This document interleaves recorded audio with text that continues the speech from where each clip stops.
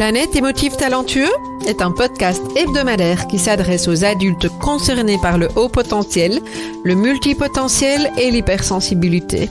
À tous ceux qui vivent avec le sentiment de décalage et qui se posent 1001 questions. Vous découvrirez des clés pour vivre pleinement votre singularité de façon authentique par le biais d'entrevues avec des experts du haut potentiel et de l'hypersensibilité, des témoignages ainsi que des épisodes solo relatant de nombreux conseils dans le domaine.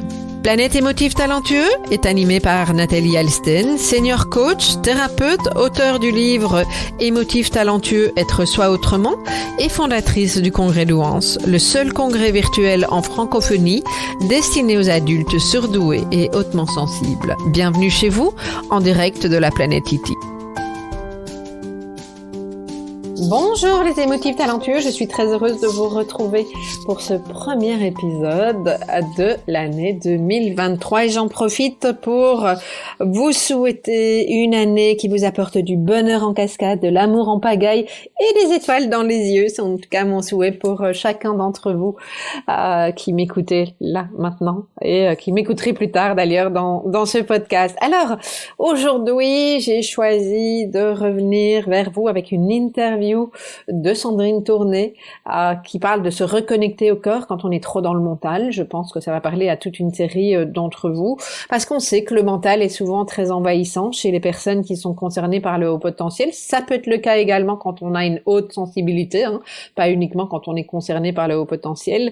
Donc la question c'est pourquoi c'est important de se reconnecter au corps? Quelles sont les clés qui peuvent nous aider à calmer le mental et vraiment lâcher prise? Et vous allez voir avec Sandrine Tourné, on va vraiment rentrer dans une pause pour apprendre à ralentir et revenir à soi, ce qui est pas mal, je trouve, pour démarrer l'année en beauté. À tout de suite.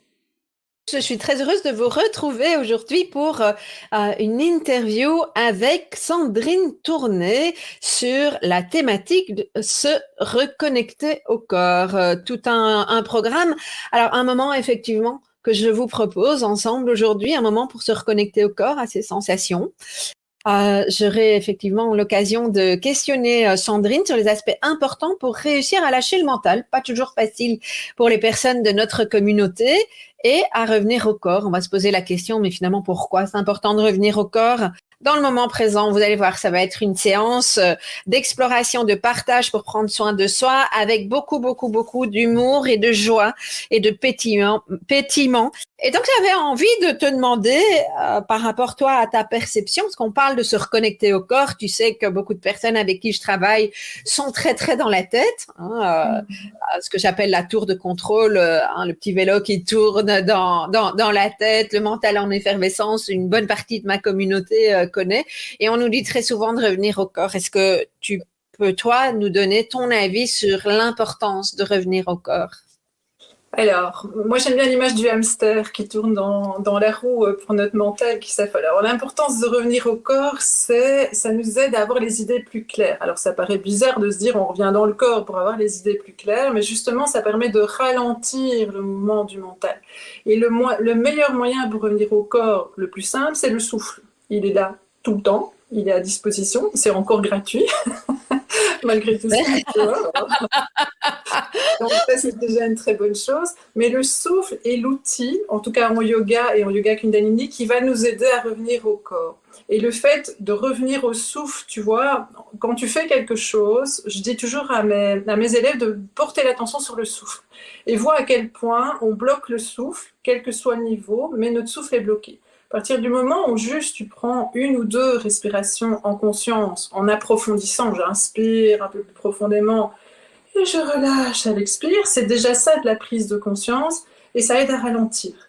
Et le mental là-dessus, automatiquement, il se calme. Alors évidemment, quand tu fais des séances un peu plus longues, comme nos séances ou comme une méditation, eh bien, tu arrives vraiment à apaiser quelque chose. Maintenant, il est toujours là, donc il faut faire avec et il faut jouer avec aussi. Et le yoga Kundalini, c'est ça que j'aime bien de l'outil proposé, c'est que Yogi Bhajan, qui est celui qui a ramené la méthode en Occident, mais aussi en Amérique, il est très chouette. Et donc, c'est un yoga qui me convient très bien parce qu'il propose des exercices, mais qui sont pas trop contraignants, mais qui occupent notre mental. Et donc ça, c'est tout le jeu et tout l'enjeu du yoga Kundalini, en fait. Mhm. Et ce que j'entends aussi, c'est à travers tes explications, tu parles de détente. Et ça, c'est important, effectivement, de pouvoir se détendre. Et de nouveau, le souffle est l'outil. Alors, quand on court, on court, on court, on court, on court, et qu'on laisse notre hamster, ou je sais pas comment tu dis, courir, courir, courir, courir, on développe toute une série de contractures. Et Mhm. c'est tout ce qu'on travaille dans le yoga, mais aussi dans les approches psychocorporelles, c'est qu'on développe finalement une armure, on est contracté de partout, mais on est tellement contracté de partout qu'on ne sent plus qu'on est contracté. Oui. C'est juste quand on se détend en vacances, tu sais, le nombre de gens qui disent oh, je suis en vacances et je me suis fait un lumbago, oh, je suis en vacances. Et c'est toujours quand le corps s'apaise qu'on se rend compte de toute cette contracture et de cette armure qu'on a construite autour de nous. Et c'est vraiment le fait d'entretenir petit à petit notre corps et de l'habituer à sentir ah tiens, là c'est contracté, ah tiens, là ça tire, ah tiens, qu'on arrive à installer une détente qui est plus durable en fait et avoir cette conscience du corps.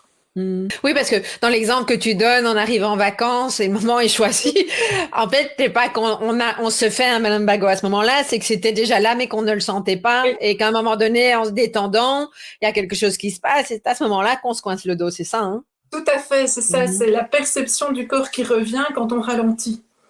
Parce qu'on Mhm. est dans des sociétés, et c'est horrible, et on court, et on sait toutes les deux de quoi on parle. Oui, je pense. En tout cas, j'ai passé beaucoup de temps de ma vie à courir, courir, courir, et ça m'arrive encore, et je me surprends, et je me dis, mais enfin, et c'est vraiment, c'est tout cet enjeu, c'est de ralentir et de revenir aux sensations, casser l'armure un peu comme ça. Mais ça se fait pas en un jour, ça se fait pas en une respiration. Et voilà, c'est une pratique qu'il faut installer, mais ça peut être une toute petite pratique au début. C'est pas très très lourd en soi en fait. Ouais. Sur une montagne, on se dit, oh, je Oui, dois mais c'est faire ça. cette méditation, mais demain, parce que ça va me prendre trop de temps. Mais Oui, mais demain, comment on va faire en fait, hein. Enfin, moi, je trouve que c'est tellement important ce que tu dis parce que, en plus, je pense qu'il y a une des particularités de notre communauté d'émotifs talentueux, c'est quand on veut faire les choses, on veut bien les faire. Et effectivement, moi, je sais quand j'ai suivi mon premier cycle de pleine conscience, ça fait un bout de temps maintenant, ça fait une bonne dizaine d'années, on avait dit c'était une demi-heure tous les jours, quoi. Et en fait, j'ai culpabilisé à fond parce que, oui, en plus, quand je me suis inscrite, soit acte manqué ou soit on ne l'a vraiment pas dit parce qu'il voulait pas décourager les gens, je ne sais pas. Mais en tout cas, ce que je sais, c'est que quand je me suis retrouvée à la première séance, j'ai découvert que pendant 8 semaines, tous les jours, j'allais devoir faire une demi-heure de méditation. C'était super décourageant pour moi parce que je savais pas cet espace-temps-là ou je n'avais pas encore compris l'importance de prendre cet espace-temps-là. Et donc, finalement, j'ai laissé tomber, je n'ai pas fait et c'est dommage, justement, je trouve. Donc voilà, vaut mieux faire. Je le répète pour les personnes qui nous écoutent. Hein, vous savez faire que 5 minutes, faites 5 minutes. Oui, et pas culpabiliser, parce que c'est ça notre mental, son jeu, en fait. Il nous fait culpabiliser, donc on abandonne, et donc lui, il reste maître de la situation, et ça tourne, et ça tourne, et ça tourne, et ça tourne. Mais c'est vrai, déjà 5 minutes, moi, tu vois, j'organise des challenges, hein, tu sais, et c'est souvent sur 21 jours ou 40 jours. Pourquoi 21 ou 40 jours? Parce que c'est le moment qu'il faut pour installer une Mhm, habitude mhm. positive, se défaire d'une habitude négative. Et alors, j'ai souvent des filles qui viennent, mais comme des enfants, au bout d'une semaine, qui disent oh là là, j'ai pas fait tous les jours, oh là là, mais ce n'est pas grave, tu es engagé dans le processus, mais reprends. Ne laisse pas la culpabilité prendre le dessus et reprends. Et c'est pas grave si un jour on fait 5 minutes et le lendemain une demi-heure, tout est ok, mais c'est vraiment être plus doux avec soi aussi. Oui, c'est ça aussi. C'est tellement important hein, de Euh, laisser cette douceur s'installer. Euh, alors, j'avais envie de te poser, tu as partiellement répondu, mais je vais revenir sur cet aspect-là des choses. Beaucoup de personnes pensent que méditer ou toute une série de pratiques alentour de ça, c'est ne plus réfléchir, c'est ne plus penser. Qu'est-ce qu'on peut dire à ces personnes-là, en fait? alors, il y a différents outils de méditation.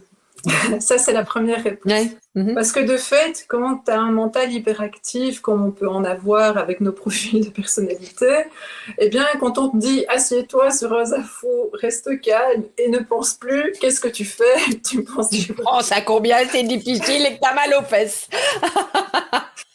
Et donc, moi, au début, j'avais vraiment beaucoup de mal avec ça. Et j'ai trouvé Je un outil, comprends. c'est toujours.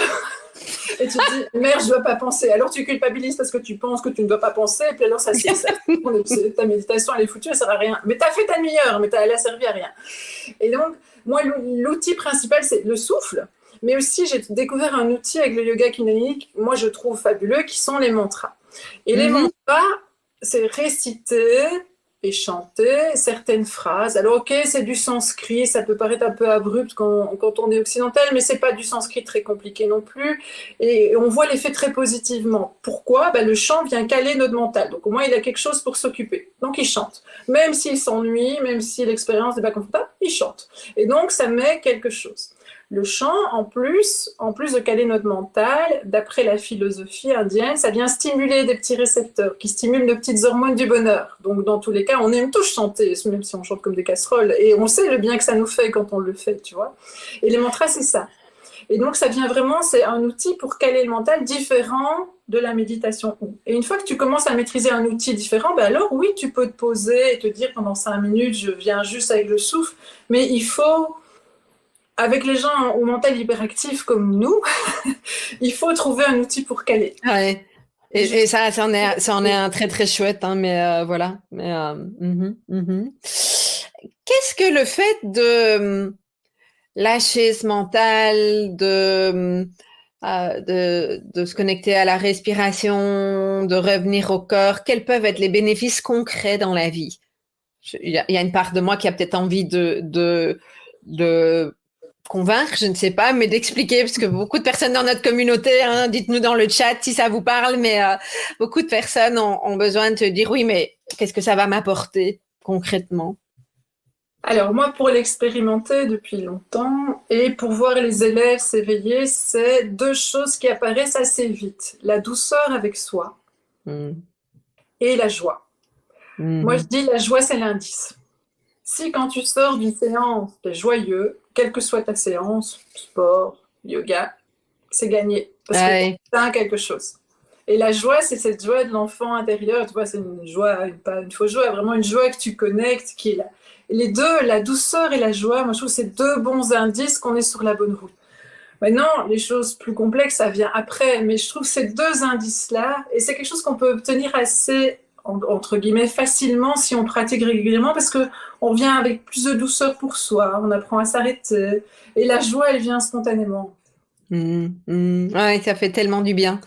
On n'est plus forcément connecté facilement à la joie et à la douceur, comme tu dis. Moi, je dirais la douceur en premier lieu, la joie en deuxième, en tout cas dans mon expérience. Mais d'abord la douceur, la joie, elle vient un peu plus tard. Un petit peu plus tard. Donc voilà, important. Et puis sur des aspects concrets, moi j'ai aussi envie d'amener certaines choses. Hein. Je sais que parfois il y a des personnes qui me disent oh c'est compliqué en réunion, ces réunions super longues où je n'apprends rien ou des choses comme ça. Moi je sais en tout cas que le fait d'avoir pratiqué, d'être revenu au corps, me permet de lâcher. Oui, la réunion est chiante, mais de toute façon je sais rien y faire, je suis dans la réunion.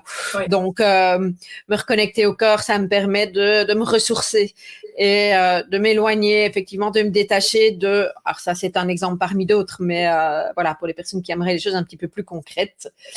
Je sais pas si ça te parle, Sandrine. Oui, mais c'est vraiment, de fait, dans ces réunions un peu casse-pied. Ça arrive. Un peu ça. Et je suis pas que prof de yoga. Ah non.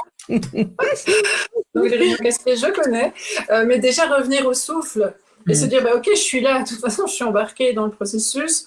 Et moi, je dis toujours prendre conscience de ses appuis déjà, et ça aide un peu à détendre, et puis revenir et dire comment je peux... Parce que quand on n'est pas content d'être là, on contracte.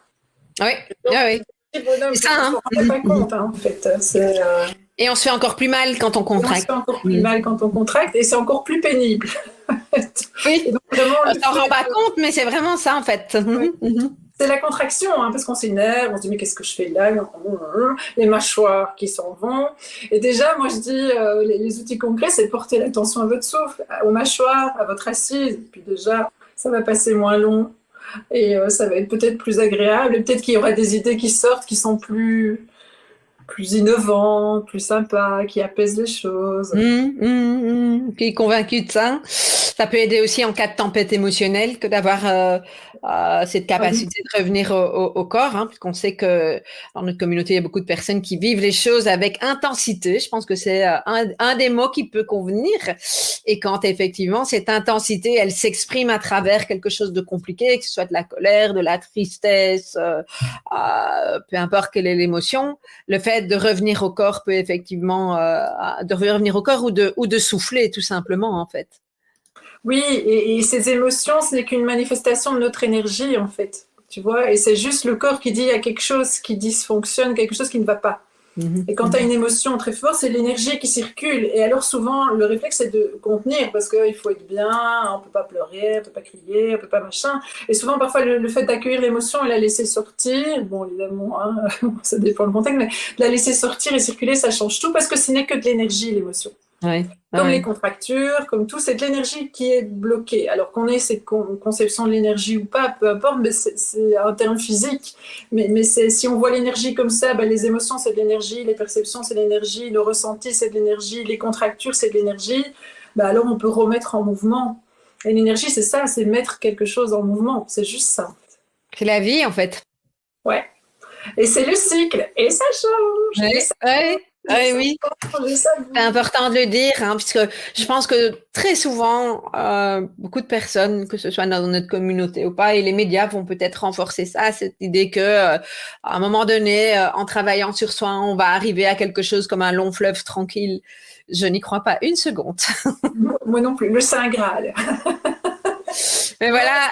La notion de fil rouge, tu connais la notion de fil rouge? Ouais. C'est vraiment ce fil rouge.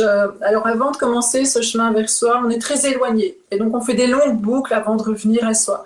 Et plus on travaille sur soi, c'est vrai, plus il est facile de revenir, mais on s'écarte quand même. Et c'est la vie, comme tu dis, c'est le changement, c'est le cycle. Et il faut accueillir ça et accepter, malheureusement, qu'on ne restera pas bien non. au bon endroit toute la vie. Parfois, il y a des personnes qui me disent, moi, j'ai du mal à vivre ma haute intensité, mon hypersensibilité, et je vis des vagues émotionnelles. Je comprends excessivement bien. Comment on fait pour arrêter de vivre ces vagues émotionnelles? Et ça rejoint ton explication. Je ne pense pas qu'on arrête de les vivre, on les vit autrement. Et on peut les vivre un petit peu comme un surfeur, parce qu'on a appris à revenir à soi, à mettre en place, certains diront des stratégies, même si moi j'aime pas ce mot-là, mais plutôt que d'essayer d'aller à l'encontre de la vague, à ce moment-là, c'est à ce moment-là où on se prend vraiment des trucs pas drôles en fait. Mais non, ce sera jamais plat, je pense, chez nous. Chez les autres non plus, là, c'est bien. Mais c'est juste autorisé. Ouais, c'est ça. Dans une société, on a mis plein d'interdits et soi-même, avec des structures assez carrées, parfaites, machin, on se met plein d'interdits en fait. Parfaite, je sais pas du tout de quoi tu parles, moi, hein, mais à la recherche de la perfection. Et s'autoriser, dire ben oui, je suis mal, je pleure, ben oui, j'ai pété encore un câble, ben oui. Et l'autoriser, ça change déjà quelque chose. Et c'est cette fameuse énergie de s'autoriser quelque chose, ça je trouve aussi fondamental. Et le yoga permet ça, d'autoriser la circulation, d'autoriser les émotions. C'est là qu'on sent les tensions qu'on ne sentait plus. C'est exactement ce qu'on disait tout à l'heure. Tout à fait. Et quand on baille, c'est les mâchoires qui se détendent, c'est l'énergie qui circule, donc c'est plutôt bon signe. Moi, j'ai beaucoup d'élèves qui n'osent pas bailler. Et je dis, mais justement, c'est le signe qu'on y est, donc allez-y. Et donc mes cours parfois se transforment en séance de bâillement. Ma première interview où je baille, heureusement Sandrine, c'est parce qu'elle m'ennuie. Ouais, ça fait du bien. Donc ouais, vraiment s'autoriser. Et en même temps, je trouve que ça amène déjà beaucoup. Mais alors, ce que je conseille souvent, c'est faire 2 minutes d'un exercice un peu qui fait monter l'énergie, parce qu'alors, on se sent bien. Et ça, c'est quelque chose que j'ai oublié de dire aussi, que je trouve très important, c'est sentir les contrastes. Et c'est ça qui nous aide à avancer. Donc, quand tu fais le contraste de quelque chose d'assez intense, et puis qu'après, quand tu amènes au relâchement, tu sens bien le relâchement. Si on t'emmène directement dans le relâchement, tu le sens aussi quand tu es habitué, mais quand tu n'es pas habitué, je trouve qu'il faut vraiment expérimenter ces contrastes. Et c'est là qu'on sent. Et quand on commence à sentir, c'est gagné. Oui, mais c'est ça en fait. Parce que souvent, quand j'aborde avec des personnes pour qui c'est le début du chemin, et c'est ok, on a tous débuté à un moment ou un autre, puis quand on leur parle d'accueillir leurs émotions, machin, ça leur fait peur parce qu'on parle d'émotions, et puis moi je leur dis, mais est-ce que tu sens les tensions dans ton corps? Déjà ça, c'est vraiment la première chose, je pense, qui est accessible à tout le monde. Alors peut-être pas accessible tout de suite parce qu'on ne les sent pas, mais en tout cas intellectuellement, ça je n'ai jamais entendu personne qui me disait non, moi les tensions je ne comprends pas ce que c'est, ou la fatigue, peut-être parfois c'est plus facile, mais voilà. Mais voilà, génial. Merci pour ce beau moment.